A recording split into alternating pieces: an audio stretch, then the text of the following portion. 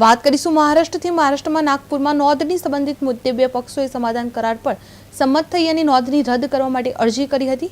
બંને પક્ષોએ જરૂરી ફી ચૂકવી છે કે જો રદ કરી હોત તો પણ ફી ચૂકવવી જરૂરી હોત। પોલીસ દ્વારા સંબંધીપૂર્વક તપાસ ચાલી રહ્યો છે। બે લોકોની ધરપકડ કરવામાં આવી છે અને તમામ ખૂનેથી પૂછપરછ કરવામાં આવી રહી છે।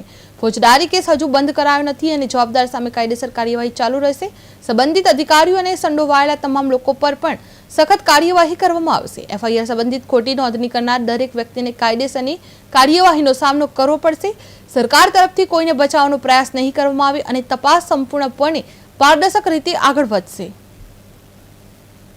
अनुसार जो काही करार त्यांनी केला होता त्या करारामध्ये पैशाचं एक्सचेंज हे बाकी होतं, पण रजिस्ट्री पूर्ण झाली होती।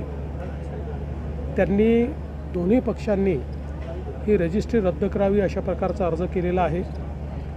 त्या अर्जाच्या अनुषंगाने त्यांना जे पैसे भरावे लागतात, कारण रजिस्ट्री रद्द करायची असेल तरी पैसे भरावे लागतात, त्यामुळे त्या संदर्भातली नोटीस त्यांना इश्यू झालेली आहे। त्यामुळे पुढची कारवाई जी काय ती होईल। पण हे जरी झालं तरी देखील जी काही क्रिमिनल केस दाखल झालेली आहे ती यांनी